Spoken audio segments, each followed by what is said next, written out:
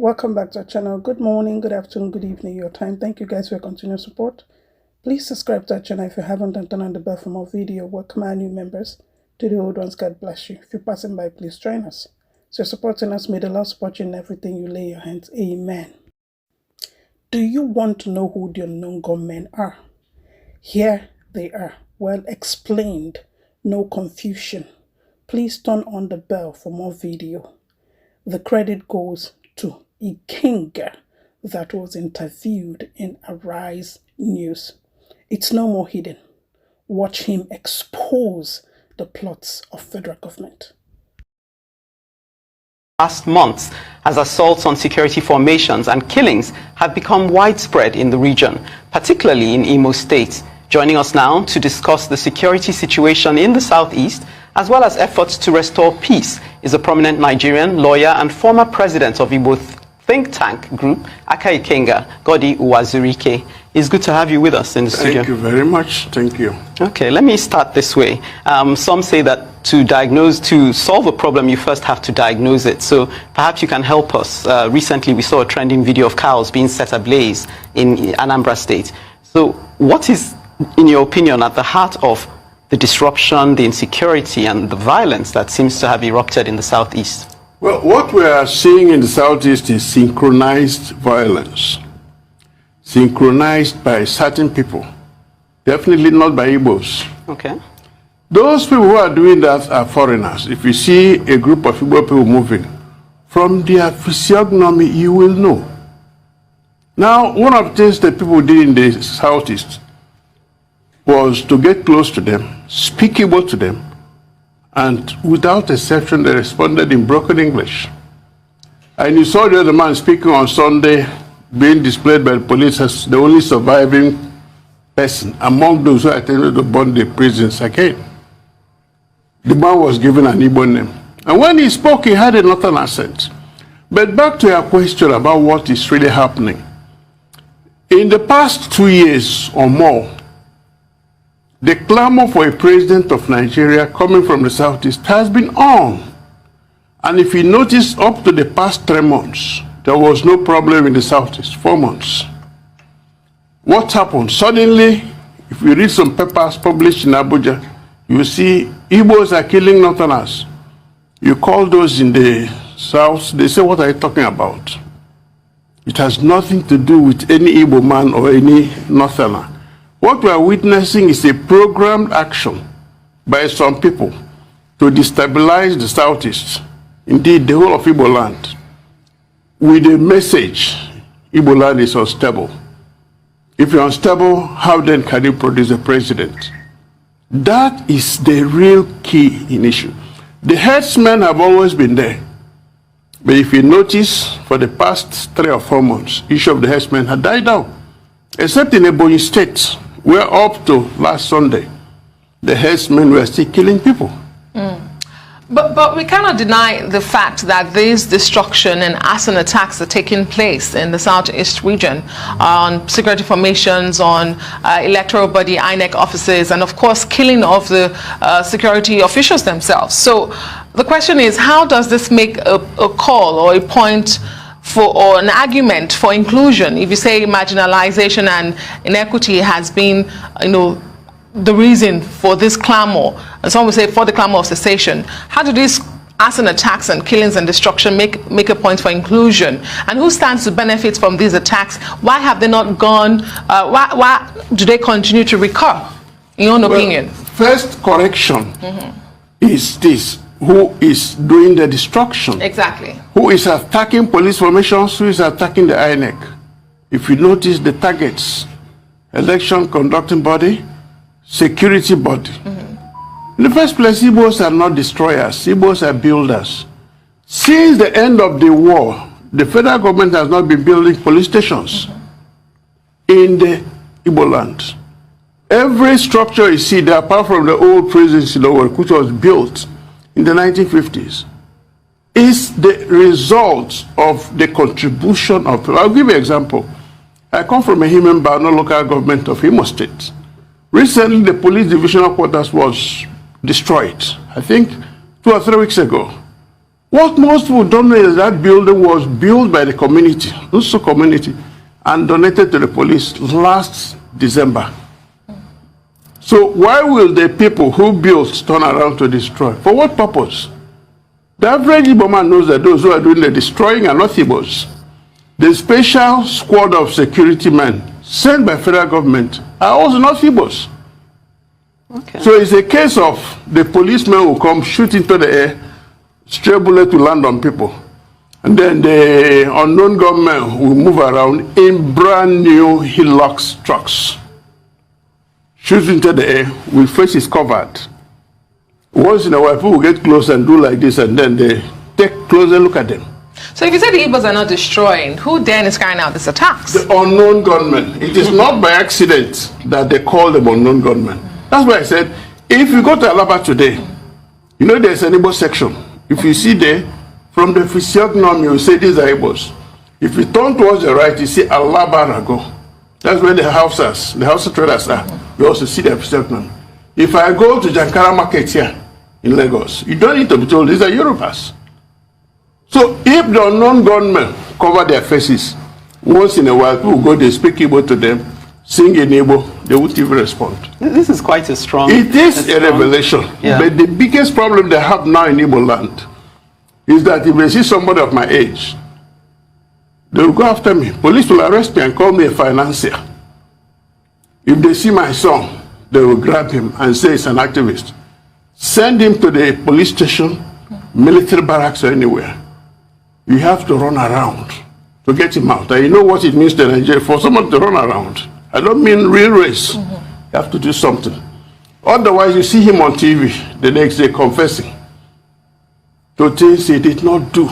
Because when they torture you, you have no option. And remember, Archbishop Obinna, the Archbishop of Owerri Catholic Diocese, last Sunday came out almost weeping that the morgue where they keep dead bodies, that place is overflowing. 35 unidentified bodies. The Nigerian Bar Association came out and said, we have set up a unit to liaise with the police commission. That's how they have been able to rescue some people, including the man who came from Bayelsa, who was going to buy a casket for his father-in-law's burial. The one was grabbed and displayed on TV as a high-ranking chief. Permit me to just interject, because you're making strong assertions, and we wonder why this hasn't come to light in a more public forum. But let me just ask, what we do know, though, is that there was a, I'm glad you said you're from Imo State, yes. There was a sit-at-home order, and it would seem that largely it was obeyed. So that would then beg the question, who is in charge? You know, we want to bring up the issue of IPOB because they've made certain assertions. And then we want to ask the question as well regarding Imo State. It's hard to put this. There have been assertions by people in Imo State that since the current governor came into being, that Imo State hasn't known peace. So suggesting that his coming in as governor has also triggered some of these violent attacks. What's your take on that? Let me take it one by one. Issue of sit at home. To observe a day for our departed brothers, those who died during the war, has been on since 1970. So it depends on the government of the day to make it a focal point. No, I'm talking about how it was enforced. There was intimidation behind it. No, there was no intimidation. Listen, what you saw was what we call a charade. Some people will wear black and red and be moving around. You think the Igbos are not Igbos. That's the point I was making. The unknown gunmen are not Igbos. As for Day of Mourning, it's observed every year. You have seen the one of 30. September 9, some people will also observe their own. They don't make noise about it. The Jews call their own Yom Kippur. We call our own mourning our dead. 2, IPOB is what I call a phenomenon that has risen because of injustice, because of lack of fair playing ground, because of arrant discrimination. Now, nature abhors vacuum. So whenever there is this kind of lack of inclusiveness, grumbling will come in. All it takes is somebody to harvest that they're grumbling and say, this man is doing something bad. Let's see what I can do. Believe me, the average person will join. On the issue of the governor, Yeah, but I leave it at that. Is the governor in charge of any security force there? No. If he says something negative, they'll go against him. You know where he lives in Owerri? It's called the fortress. On one side is Army Chief's house, Police Chief, DSS, Air Force. All of them live in a circle. And the police headquarters and the prisons that were just burned down, you just opposite them. Okay. CCTV showed all those who do the attacking. Do you know that till today, none of these groups I mentioned ever produced a CCTV? And I mean, a lot of people watch will be wondering, why is nobody being brought to book? Where are the perpetrators? But in the absence of state police, we've seen vigilantes across the country, states having to form their own vigilantes, and as well as regional security. Same as the Southeast with Ebube Agu. They don't seem to be making much headway. What have the governors got wrong when it comes to security of their states and, of course, the region, Southeast in particular now? Well, I don't want to call it intimidation from Abuja. I also don't want to call it timidity of the governors. No. Let me say it's a case of three political parties having governors in the Southeast. Three political, PDP has two. That's Enugu and Abia. Enugu has always had a Bibago. They have a name for their own and they have bosses for them. Abia State, yes, its own is not as elaborate as that of Enugu. Imo State also passed a law a long time ago outlawing open grazing, and they also passed a law establishing a Bibago. But then the governor said he has sent some people to train the military barracks in Anambra State so that when they come, they form the nucleus. Now, the man in Anambra also has his own. His own method is different because there are three parties. They have different methods. Abga said, okay, if you kill a cow, you pay. If you kill a human being, you pay. And they're enforcing it. So when they're talking of a Bibago to them, they may say we have something different. The man in Ebo, you know, he has just joined APC. And he's also the chairman, so he's been drawn on one side. Unfortunately, his state is the worst hit by the killer herdsmen. Up till this Sunday, we are still killing. Now, the governors are also, well, I think they're handicapped. But remember this, there are killings all over the country, in all the zones. And in terms of number, in terms of statistics, Kaduna State has had more people killed or kidnapped than the whole of Southeast and South put together. Yeah, the IG of police, when he came, he said, I'm concentrating on Southeast and South. In other words, they know what they're doing.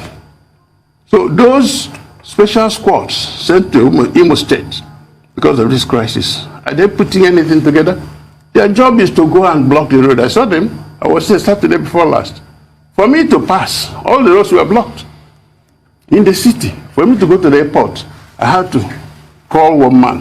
When I noticed his less unfriendly appearance, I said, I just joked. He said he was an Asian man. I said, Asian wayo? He laughed. He said, Asian. I said, okay, Oba talk me. He said, he relaxed. He said, Oga pass. That's how I was able to go to the airport. The next day, Sunday, Golak was killed. The insecurity there is there, but it's artificial.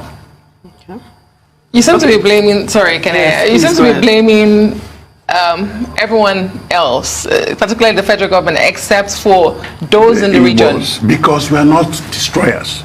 The average Igbo man is a builder. That Owerri airport was built, started by this Ambaku, with people contributing 1 naira.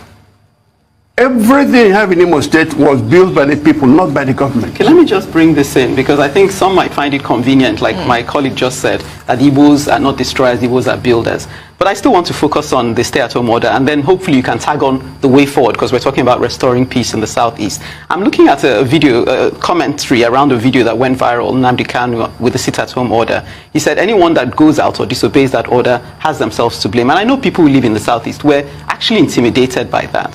And so even though you justify, well, I won't say you justify, you gave an explanation for why IPOB... Intimidation, I object to it. There was no intimidation. We saw people with cutlasses on a video. Those ones are unknown gunmen. Anyway, what would be your proposal of the way forward? My proposal is this. Let the government of the day call a conference to discuss security. You call it Security Summit. Call independent-minded people, not sycophants. Not those contractors who have to say the right things in order to get jobs. No. They will tell him straight.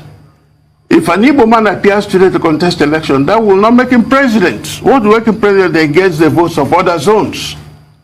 So he should let it go. President Buhari has done his bit. He has only 2 more years to go. He has spent 6 years. He can destroy his image by what follows next. All the warmongers around him, probably they didn't see the war. They don't know that war means death. And no Igbo man wants war in Igbo land. Never. As we say in Igbo, Osemena, let it not happen again. That's how we speak. Well, at least there seems to be a consensus that war is definitely not the way forward. Thank you so much, Mr. Godi Wazirike, for being on Newsday today.